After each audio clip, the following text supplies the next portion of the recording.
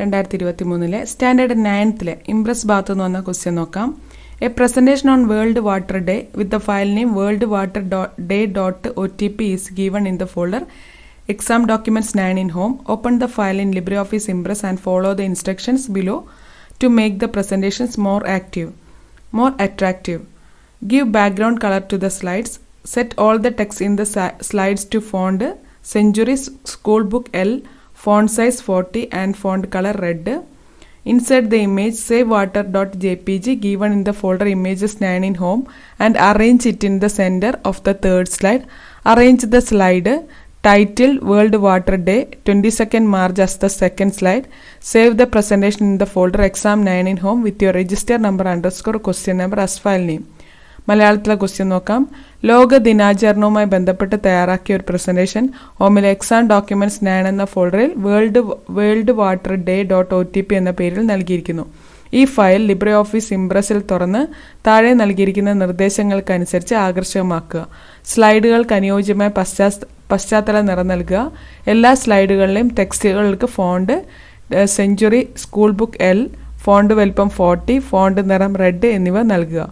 മൂന്നാമത്തെ സ്ലൈഡിൽ മധ്യഭാഗത്തെ ഹോമിലെ ഇമേജസ് 9 എന്ന ഫോൾഡറിൽ സേവ് water.jpg എന്ന ചിത്രം നൽകുക. World water day 22nd March എന്ന് എഴുതിയ സ്ലൈഡ് രണ്ടാമത്തെ സ്ലൈഡായിട്ട് ക്രമീകരിക്കുക. ഇതെങ്ങനെയാണ് ചെയ്യാൻ നോക്കാം. അപ്പോൾ ഇവിടെ ഒരു ഫയൽ തന്നിട്ടുണ്ട്.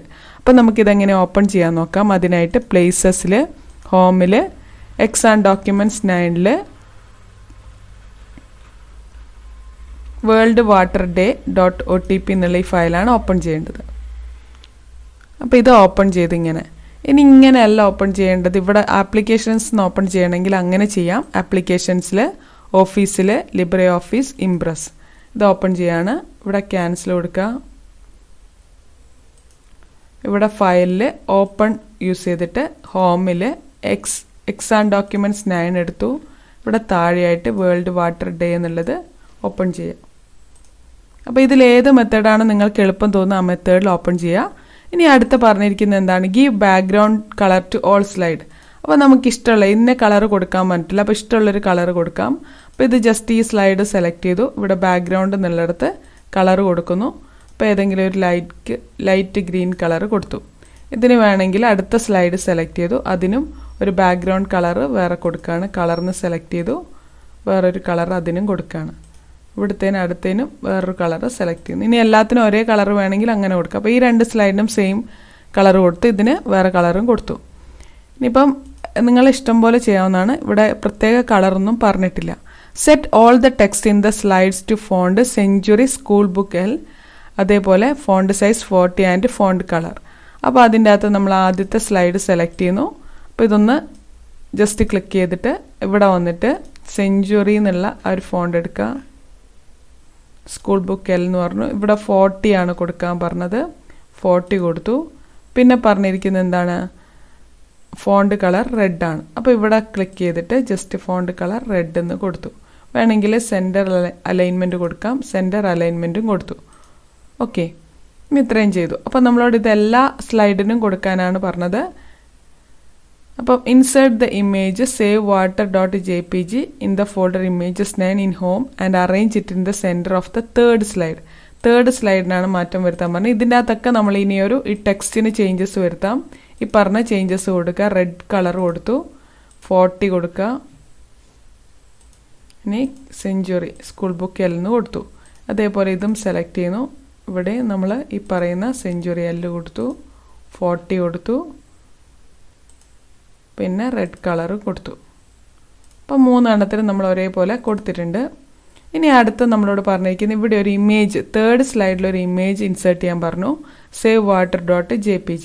അപ്പോൾ അതിനായിട്ട് നമ്മൾ ഇവിടെയുള്ള ഓപ്ഷൻ ഇൻസേർട്ട് ഇമേജ് എന്നുള്ളത് എടുക്കുന്നു. അവിടെ ഹോമിൽ ഇമേജസ് 9 എന്നുള്ള ഫോൾഡറിൽ സേവ് water.jpg എന്നുള്ളതാണ്. ഈ ഒരു പിക്ചർ സെലക്ട് ചെയ്തു. ഓപ്പൺ ക്ലിക്ക് ചെയ്തു. അപ്പോൾ ഇത് വേണമെങ്കിൽ നമുക്ക് ഇവിടേക്ക് സെറ്റ് ചെയ്യാം.